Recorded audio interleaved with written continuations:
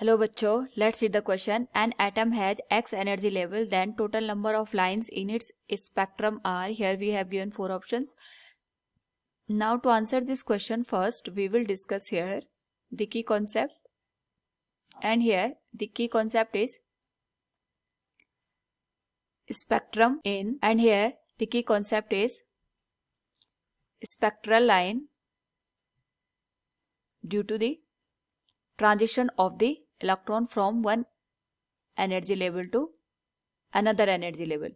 So यहाँ पे हमारे पास एक एनर्जी लेवल दे रखा है of an atom that is, अब यहाँ पे अगर हम बात करें transition of electron from one energy level to another energy level, तो सपोज हमारे पास ये कोई एटम है, ये एटम का न्यूक्लियस हो गया और इसके सराउंडिंग में यहाँ पे डिफरेंट ऑर्बिट्स में इलेक्ट्रॉन रिवॉल्व करते हैं। तो जब भी इलेक्ट्रॉन एक ऑर्बिट से दूसरी ऑर्बिट में यहाँ पे जंप करता है, जनरली हायर ऑर्बिट से लोअर ऑर्बिट में यहाँ पे जंप करता है, उस पर्टिकुलर केस में यहाँ पे फोटोन को रिलीज करता है and the radiation produced in this particular case is known as spectral lines, क्योंकि इनके एक पर्टिकुलर वेवलेंथ और यहाँ पे फ्रीक्वेंसी जनरेट होती है।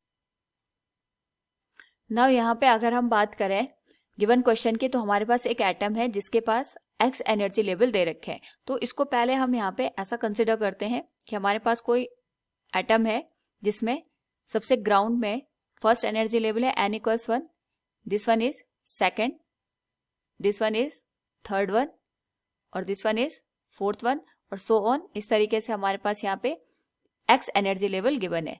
तो जो इलेक्ट्रॉन है वो हमारे पास हायर ऑर्बिट से लोअर ऑर्बिट में या हाई एनर्जी लेवल से लोअर एनर्जी लेवल में यहाँ पे ट्रांजिशन कर सकता है, उसके करस्पॉन्डिंग एक यहाँ पे स्पेक्ट्रल लाइन जनरेट होगी।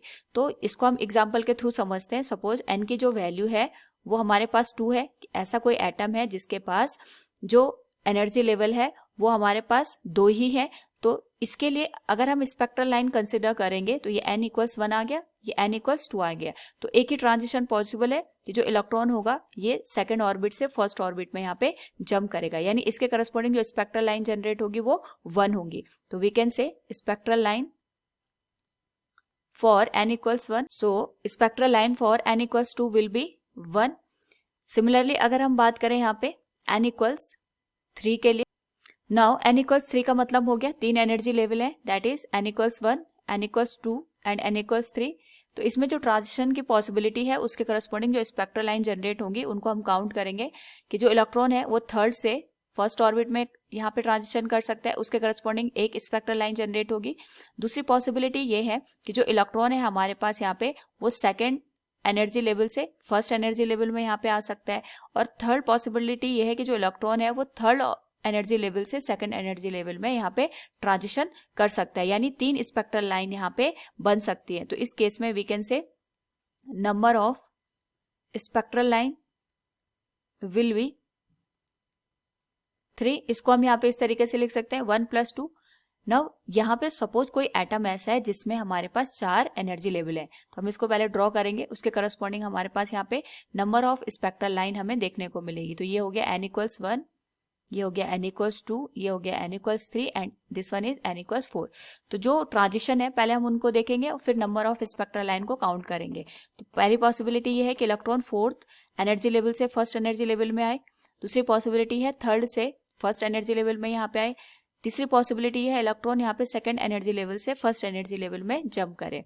नेक्स्ट पॉसिबिलिटी ये है कि जो इलेक्ट्रॉन है ये फोर्थ एनर्जी लेवल से सेकंड एनर्जी लेवल में आए। और नेक्स्ट पॉसिबिलिटी ये बन सकती है कि थर्ड से सेकंड में यहाँ पे ट्रांजिशन हो। नाउ एक पॉसिबिलिटी ये भी है कि इलेक्ट्रॉन फोर्थ एनर्जी लेवल से थर्ड एनर्जी लेवल में यहाँ पे ट्रांजिशन करे।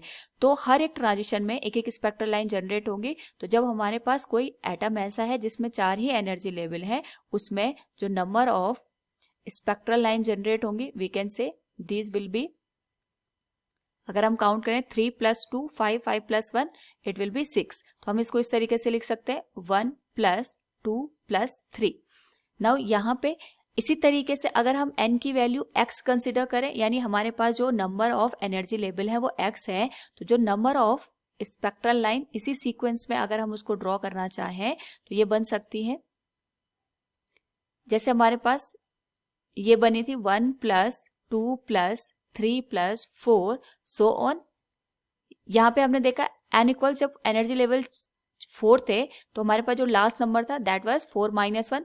जब एनर्जी लेवल हमारे पास यहाँ पे 3 थे इट वाज 3 - 1 दैट वाज 2। इसी तरीके से जो यहाँ पे एनर्जी लेवल x के लिए वी कैन राइट 1 + 2 + 3 + 4 + x - 1। तो this will be the required number of spectral lines. So from the given question we can say total number of lines in its spectrum are 1 + 2 + 3 so on x - 1. Option third will be the correct answer. Hope all you understood it. Thank you and best of luck.